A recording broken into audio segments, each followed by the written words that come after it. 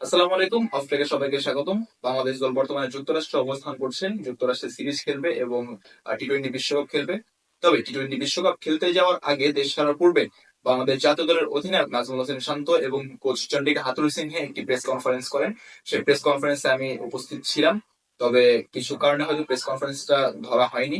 তবে সেইখান থেকে, প্রেস কনফারেন্স থেকে আমার কয়েকটি বলতে আমার তিনটি প্রশ্ন আজকে এই ভিডিওতে আমি আপনাদের সামনে তুলে ধরবো। তিনটা পয়েন্ট নিয়ে আলোচনা করবো। তিনটা পয়েন্টের মধ্যে প্রথম পয়েন্টটা হচ্ছে, সাংবাদিক অধিনায়ক নাজমুল হোসেন শান্তকে প্রশ্ন করেছিল লিটন দাসের কোনো ব্যাকআপ নেই দেখে লিটন দাস বিশ্বকাপের স্কোয়াডে সুযোগ পেয়েছে। লিটন দাসের যদি কোনো ব্যাকআপ থাকতো তাহলেও কি লিটন দাস বিশ্বকাপের স্কোয়াডে সুযোগ পেতেন? অধিনায়ক নাজমুল হোসেন শান্ত ক্লিয়ারলি তিনি উত্তর দিয়েছেন, যদি লিটন দাসের কোনো ব্যাকআপ থাকতো তবুও লিটন কুমার দাস বিশ্বকাপ স্কোয়াডে সুযোগ পেতেন। এখন কথা হচ্ছে, লিটন দাসের জিম্বাবুয়ে সিরিজে পুরো সিরিজে লিটন কুমার দাস মোটে রান করেছেন 86। সেই ক্ষেত্রে সাইফুদ্দিন সবচেয়ে বেশি হাইয়েস্ট উইকেট টেকার ছিলেন, তাসকিনের সাথে 8 উইকেট, এবং দুটা ম্যাচে ব্যাটিং এর সুযোগ পেয়েছে। প্রথম ম্যাচে ভালো রান করেছে, দ্বিতীয় ম্যাচে হয়তো আনফরচুনেটলি আউট হয়ে গেছে। সাইফুদ্দিন যদি দুইটা ম্যাচে এরকম ব্যাটিং বোলিং ভালো পারফর্ম করে যদি সুযোগ না পায়, তাহলে কেন লিটন দাসের ব্যাকআপ থাকলেও লিটন দাস স্কোয়াডের সুযোগ পেতেন? পয়েন্ট নাম্বার 2 হচ্ছে, তানজিম সাকিবের থেকে পেস ভ্যারিয়েশনে পিছিয়ে ছিলেন মোহাম্মদ সাইফুদ্দিন, তাই নাকি সাইফুদ্দিনকে দল থেকে বাদ দেওয়া হয়েছে। এখন আপনি একটা জেনুইন পেস বোলিং অলরাউন্ডারের কাছ থেকে আপনি কি ডেপ বলে ভালো বোলিংটা কি আশা করেন? অর্থাৎ আমি বলতে চাচ্ছিলাম যে, আপনারা কি সাইফুদ্দিনের কাছ থেকে কি ব্যাটিং বোলিং দুইটাই কি একদম পারফেক্টলি আশা করেন?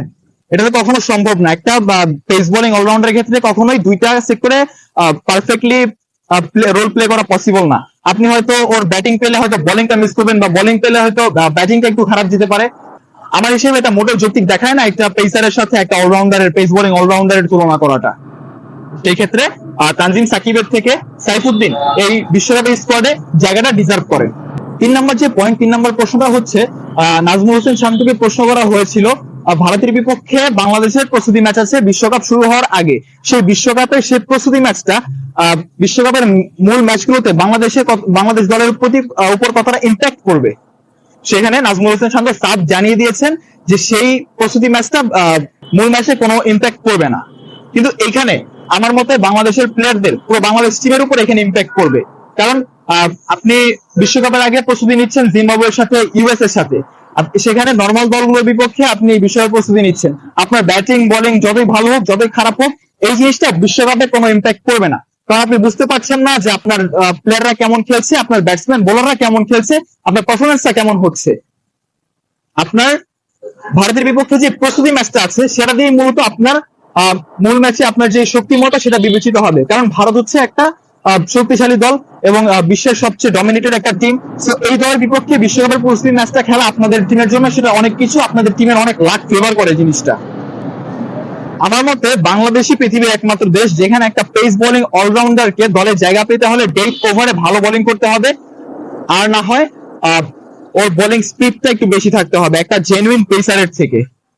কারণ আপনি দেখেন, জিমি নিশান থেকে শুরু করে হার্দিক পান্ডিয়া, এরা হচ্ছে সবাই পেস বোলিং অলরাউন্ডার। এরা কিন্তু দলে ডেথ ওভারের জন্য দলে কিন্তু জায়গা পায় না তা না, এরা কিন্তু ব্যাটে বলে সমান অবদান রাখে, এই কারণে ওদেরকে স্কোয়াডে নেওয়া হয় বা দলে নেওয়া হয়। কিন্তু সেখানে আমরা বাংলাদেশে সাইফুদ্দিনকে কেন বাদ দিলাম? কারণ সাইফুদ্দিন ডেথ ওভারে ভালো বোলিং করতে পারছে না, সাইফুদ্দিন ভালো পেস জেনারেট করতে পারছে না, এই কারণে আমরা সাইফুদ্দিনকে বাদ দিলাম।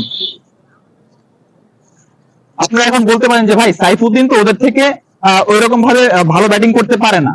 এটা আপনার বুঝতে হবে, এটা বাংলাদেশ। এখন সাইফুদ্দিন ওইভাবে ভালো ব্যাটিং করতে পারে না, এটা সাইফুদ্দিনের দোষ না, এটা দোষ হচ্ছে কোচদের, কোচিং স্টাফদের, যারা সাইফুদ্দিনকে প্রিপেয়ার করে বা যারা সাইফুদ্দিনকে সুযোগ দেয়। আপনি সাইফুদ্দিনকে একটা সিরিজ খেলালেন, তারপর সাইফুদ্দিনকে বাদ দিয়ে দিলেন, ও পেস জেনারেট করতে পারছে না। আপনি সেখানে সাইফুদ্দিনকে ইউএসএ সিরিজ খেলান, ইউএসএ সিরিজ বসায় রাখেন, সেখানে সাইফুদ্দিনকে আপনি প্র্যাকটিস করান, কিন্তু আপনি তা না করে আপনি সাইফুদ্দিনকে বাদ দিয়ে দিলেন স্কোয়াড থেকে। আপনি একটা যুক্তি দেখালেন যে সাইফুদ্দিন ভালো পেস জেনারেট করতে পারছে না, ডেথ ওভারে ভালো বোলিং করতে পারছে না, এই কারণে আমরা সাইফুদ্দিনকে বাদ দিয়ে দিয়েছি। এই যুক্তিটা টোটালি অযৌক্তিক। আমার মনে হয় যে একটা পেসার কম নিয়ে একটা পেস বোলিং অলরাউন্ডার নিলে হয়তো বাংলাদেশ ওয়ার্ল্ড কাপে ভালো কিছু করতে পারতো, ভালো কিছু দেখাতে পারতো। সাইফুদ্দিনের নিজেকে প্রমাণ করার মতো আরেকটা স্টেজ থাকতো। এখন সাইফুদ্দিনকে নিজেকে প্রমাণ করার মতো ওয়ার্ল্ড কাপের পর যে হোম সিরিজ গুলো হবে বা এরো সিরিজ গুলো হবে, সেখানে সাইফুদ্দিনের চোখ রাখতে হবে। অনেক আলোচনা, অনেক সমালোচনা। বাংলাদেশ দল এই মুহূর্তে যুক্তরাষ্ট্রে অবস্থান করছেন। যুক্তরাষ্ট্রের কন্ডিশন এখন ভালো না। ভয়ঙ্কর ঝড়ের কবলে পড়ে বাংলাদেশ যুক্তরাষ্ট্রের যে ভেন্যুটা, সেই ভেন্যুটা ধুমে মুছে গিয়েছে। তবে আশা করছি যেহেতু আর 3-4 দিন আছে ম্যাচের, তো স্টেডিয়ামটা সংস্কার হয়ে যাবে, আস্তে আস্তে খেলার উপযোগী হয়ে যাবে। দলটার উপর ভরসা রাখেন। যে দল নিয়ে গেছে এখন আর আলোচনা সমালোচনা করে লাভ নেই, এখন আর সমর্থকরা কান্নাকাটি করেও লাভ নেই। আমাদের এই টিমের উপরে ভরসা রাখতে হবে। এখন বাংলাদেশের প্লেয়াররা ভালো খেলে একমাত্র পারবে বাংলাদেশের যে জনগণের যে সমালোচনা আছে সেগুলোকে চাপা দিয়ে দিতে। ধন্যবাদ সবাইকে।